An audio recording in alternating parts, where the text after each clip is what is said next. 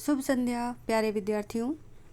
जैसा कि आप सभी जानते हैं, सभी विद्यालयों में कक्षा 12 की अर्धवार्षिक परीक्षा होने वाली है। नियत समय पर होगी और ये नवंबर में 10 से 12 या 20 के बीच में निर्धारित है।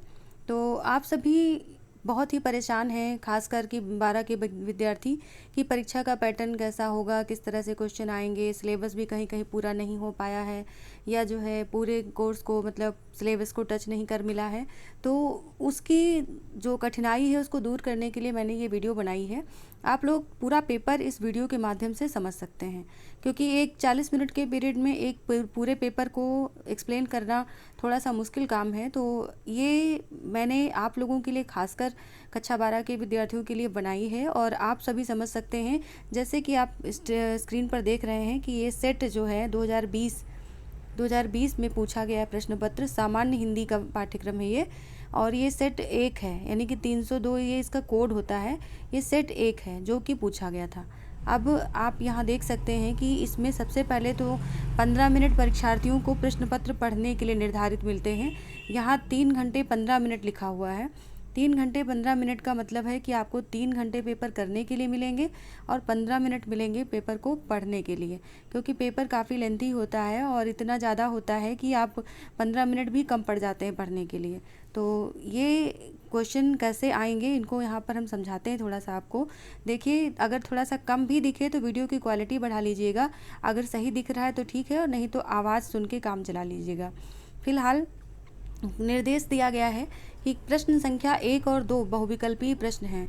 निम्नलिखित प्रश्नों में प्रत्येक के 4-4 वैकल्पिक उत्तर दिए गए हैं। उनमें से सही विकल्प चुनकर उन्हें क्रमवार अपनी उत्तर पुस्तिका में लिखिए। यानी कि जो पहला प्रश्न आएगा और दूसरा प्रश्न आएगा वो ऑब्जेक्टिव होगा। ऑब्जेक्टिव का मतलब होता है कि विकल्प, 4 विकल्प होंगे। तो जैसे एक प्रश्न यहाँ पर मैं उदाहरण के लिए लेती हूँ कि वासुदेव शरण अग्रवाल द्वारा लिखित कृति है। इसके 4 विकल्प आपको दिए गए हैं: पुनर्नवा, पृथ्वीपुत्र, आलोक पर्व, धरती के फूल। तो वासुदेव शरण अग्रवाल द्वारा लिखित इसमें से कौन सी कृति है, ये आपको बताना है। तो यहाँ पर फिलहाल मैं सही उत्तर भी बता देती हूँ, पृथ्वीपुत्र है। और इसके साथ ही आप ये जान लीजिए कि इसी तरह से एक जो क्वेश्चन नंबर 1 है उसमें 1, 2, 3, 4, 5 प्रश्न पूछे जाएंगे। ये 5 प्रश्न ऑब्जेक्टिव होंगे जो कि गद्य साहित्य से पूछे जाएंगे। आपको गद्य साहित्य का इतिहास लिखवाया गया होगा, तो उस गद्य साहित्य के इतिहास से ये 5 प्रश्न पूछे जाएंगे। ठीक है।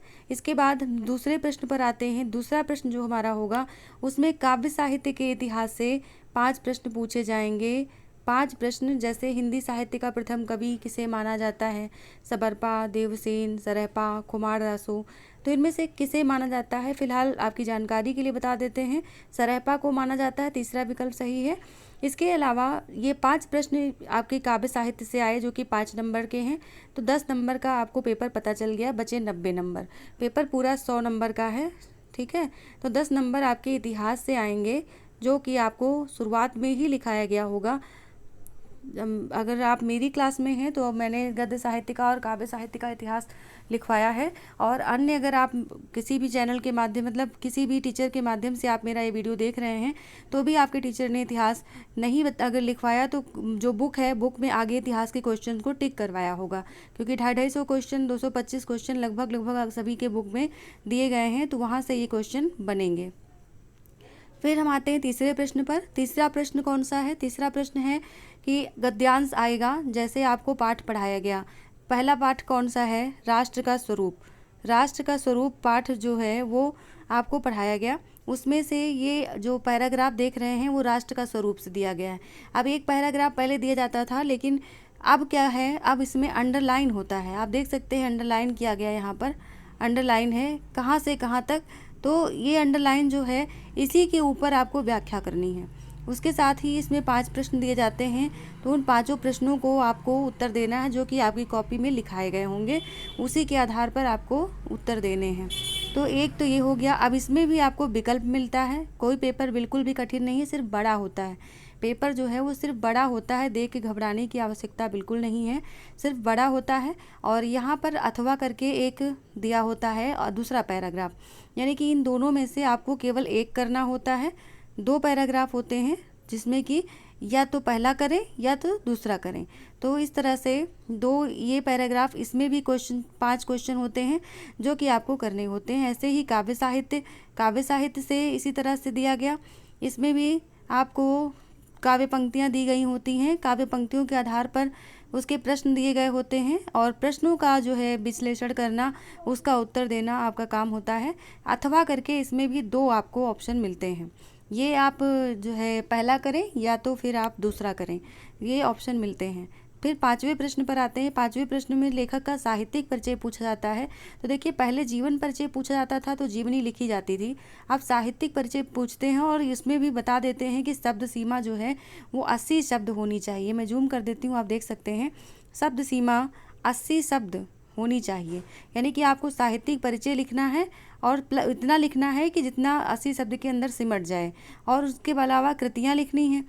कृतियाँ जो आप लिखेंगे, अलग अलग नंबर हैं इनके, ये भी ध्यान दीजिएगा। 3 नंबर आपको साहित्यिक परिचय के मिलेंगे प्लस 2 नंबर आपको साहित्यिक ये जो कृतियाँ हैं उनके उल्लेख के लिए मिलेंगे, कृतियों के। तो कृतियाँ लिखेंगे। साहित्यिक परिचय में भाषा शैली भी आती है, तो वो भाषा शैली आप इसके अंतर्गत लिखेंगे, साहित्यिक परिचय के अंतर्गत। ऐसे ही काव्य में भी आपको पूछा जाएगा ये कवियों का परिचय, साहित्यिक परिचय, और गद्य में भी पूछा जाएगा 5-5 नंबर का। तो इसके अलावा कहानी पे आते हैं। कहानी आप में जो सिलेबस में है, जैसे अभी अर्धवार्षिक परीक्षा होने वाली है तो ध्रुव यात्रा और पंचलाइट आपके सिलेबस में है।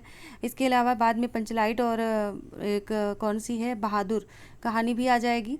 तो ये अभी हम फिलहाल बात करेंगे ध्रुव यात्रा और पंचलाइट की, क्योंकि हाफ ईयरली एग्जाम है तो इसमें इसी से आना चाहिए सारांश।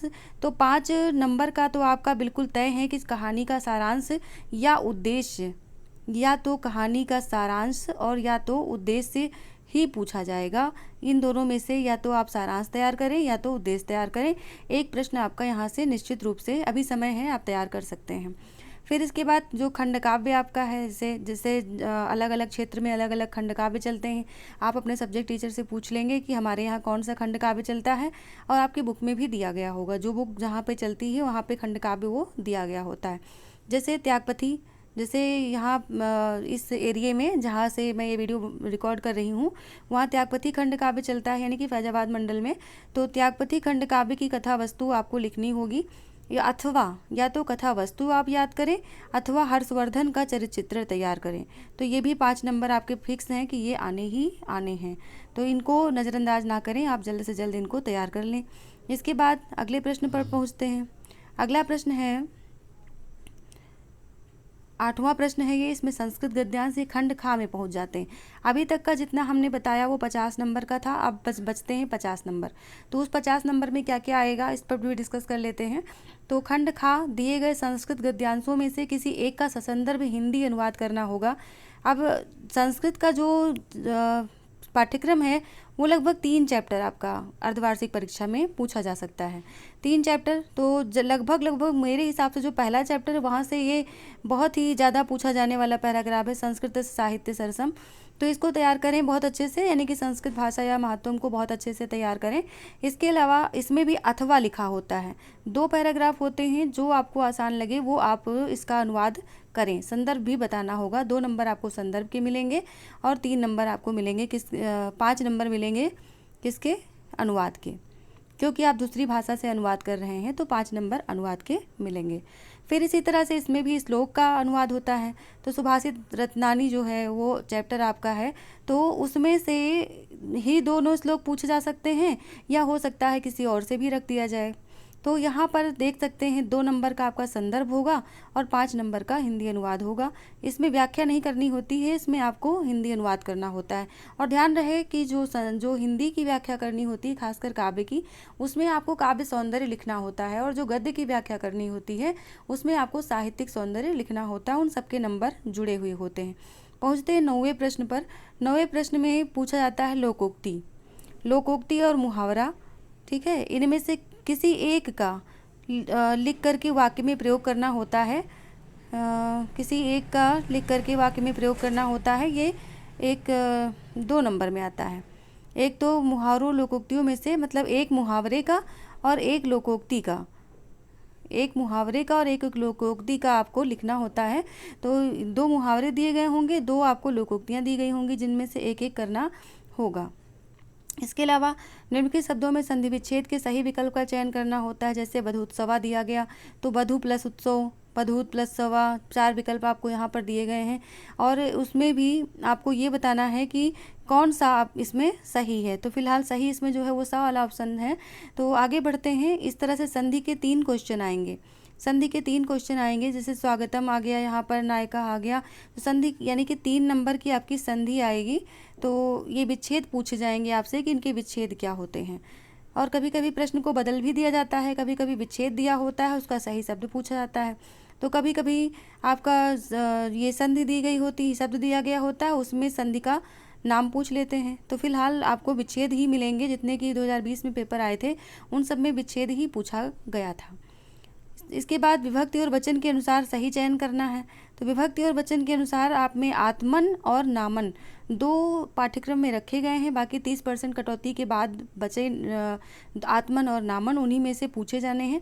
तो आत्मन और नामन के शब्द रूप याद करें और उसी में से आपके ये 2 क्वेश्चन बन जाएंगे।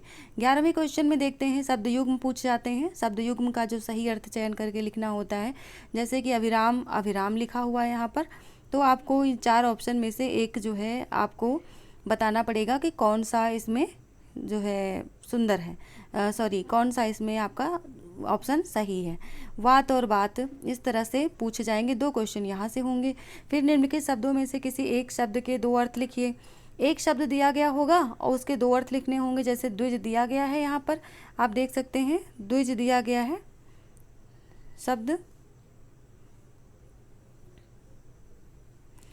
द्विज शब्द दिया गया है। अब इस द्विज का पक्षी भी अर्थ होता है और ब्राह्मण भी अर्थ होता है। 2 अर्थ आपको यहाँ पर लिखने हैं, तो इस तरह से लिखेंगे। जैसे वर दिया गया है तो एक तो वरदान होता है और एक दूल्हा हो जाता है, वर का अर्थ है ना, तो या पति हो जाता है। तो इस तरह से इसका अर्थ निकल जाता है। तो 2 अर्थ, एक शब्द के 2 अर्थ होंगे, द्व्यर्थी यानी कि, तो इन्हें लिखना होगा। फिर वाक्यांशों के लिए एक शब्द का चयन करके लिखना होगा। अब ये नहीं करिएगा कि नहीं ऑप्शन डाल दीजिए, केवल ऑप्शन डाल करके लिखें। जो ईश्वर में विश्वास करता है वो कौन है? वो आस्तिक है। तो आप उत्तर नंबर डालेंगे कौन सा, 11 गा, और उसके सामने लिख देंगे आस्तिक। ठीक है, उसके सामने लिख देंगे आस्तिक। उत्तर नंबर 11 गा, आस्तिक। फिर उत्तर नंबर 11 घा, जो सही होगा, जैसे आपका खा सही है तो खा लिख देंगे। किन्हीं 2 वाक्यों को शुद्ध करके लिखिए। तो ये जानने की इच्छा रखने वाला कौन सा सही है, इसमें जिज्ञासु। तो ये जो भी सही है उसको जो है यहाँ पर सही उत्तर डाल करके लिख देंगे। सिर्फ ऑप्शन लिखने से थोड़ा सा गलतियाँ हो जाती हैं, इसलिए शब्द को लिखने में कोताही ना बरतें। अगला प्रश्न है, यहाँ पर पूछा गया घ नंबर में कि किन्हीं 2 वाक्यों को शुद्ध करके लिखें। 2 वाक्यों को शुद्ध करके लिखना है। ये चारों जो आप देख रहे हैं ये चारों ही गलत वाक्य हैं। अब इनको शुद्ध करके आपको लिखना है। जैसे मैं भोजन कर लिया हूँ तो गलत है, मैंने भोजन कर लिया है इसका सही वाक्य होगा, है ना। उसने 3 पुस्तकें खरीदा तो गलत है, उसने 3 पुस्तकें खरीदी, क्योंकि पुस्तकें जो हैं वो किस में आएंगी, वो आएंगी यहाँ पर नपुंसक लिंग में, और जब इनका वाक्य प्रयोग करेंगे तो ये स्त्रीलिंग में हो जाएंगी, पुस्तकें खरीदी। तो इस तरह से यहाँ पर आपको उत्तर समझ में आ गया होगा। फिर रस के प्रश्न आते हैं। 12वें प्रश्न में रस के प्रश्न आते हैं। रस आपको लिखवाए गए होंगे, तो रस के लक्षण उदाहरण सहित पूछे जाएंगे। जैसे वीर रस का हो सकता है, श्रृंगार रस का हो सकता है, करुण रस का हो सकता है। फिर यमक अथवा श्लेष अलंकार के लक्षण एवं उदाहरण लिखिए। चाहे यमक का याद करें, चाहे मतलब अथवा लगा हुआ है तो आपको एक ही का करना है। लक्षण उदाहरण तो अलंकार भी आपको पढ़ने हैं।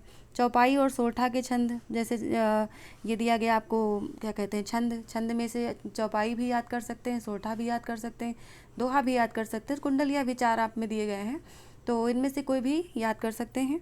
फिर पत्र लेखन आता है। पत्र लेखन के लिए प्रश्न देखिए 6 नंबर का होता है, तो ये भी आप नज़रअंदाज नहीं कर सकते।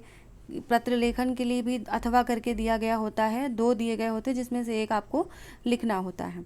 14 नंबर में आपको एक निबंध लिखना होता है जो कि 9 नंबर का होता है।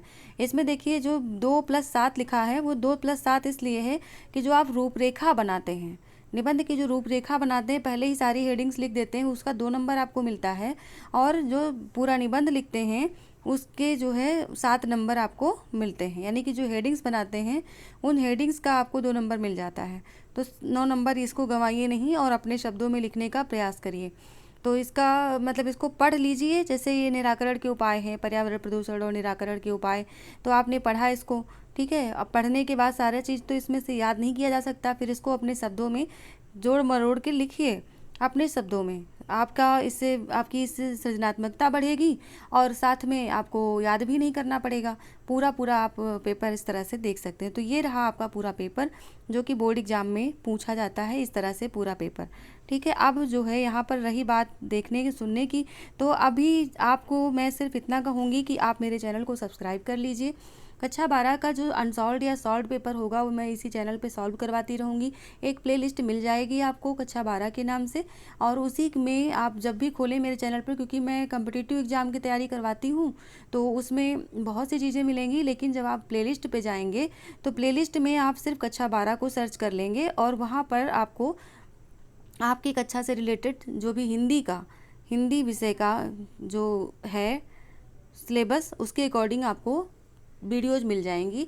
आप उससे तैयारी कर सकते हैं, व्याख्या भी हो सकती है, प्रश्नोत्तर भी हो सकते हैं, और साथ में संस्कृत व्याकरण भी हो सकती है, हिंदी व्याकरण भी हो सकती है।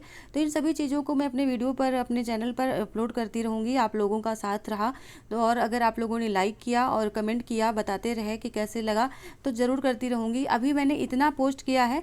अब आप अगर चाहते हैं, अगर आपको लगता है कि आप इस चैनल से सेटिस्फैक्शन में हैं, तो आप ज़रूर कमेंट करें और बताएं, वीडियो को लाइक करें, सब्सक्राइब करना ना भूलें, और अपना कमेंट, अपने सुझाव ज़रूर लिख कर भेजें। साथ में मुझे ये बताएं कि क्या मैं संस्कृत व्याकरण के लिए आपको इस चैनल पर इस वीडियो प्रोवाइड करवाऊँ। अगर आप चाहते हैं तो ज़रूर प्रोवाइड करवाऊँगी। तो इस तरह से ये वीडियो और भी लोगों तक पहुंचाएं, अपने क्लास के सारे बच्चों तक पहुंचाएं, और अपने क्लास के बल्कि दूसरे सेक्शन के बच्चों को भी पहुंचाएं जिनको कि जो कि बोर्ड एग्जाम में कक्षा 12 में बैठने वाले हैं। खासकर 12 वालों को, 11 वालों को भी भेज सकते हैं, क्योंकि नेक्स्ट ईयर तो वो भी आएंगे 12 में, तो उनका भी फ़ायदा हो जाएगा। अभी के लिए इतना ही। आप सभी का कल्याण हो और कक्षा 12 में आप अपने सर्वोत्तम अंकों के साथ विजयी हों। अच्छे से पढ़ाई करें, ध्यान लगाकर पढ़ाई करें, समय कम है, और बहुत अच्छे से पढ़ाई करते हुए अपने चरित्र का निर्माण भी करते रहें। सभी को धन्यवाद। शुभ संध्या, शुभ रात्रि।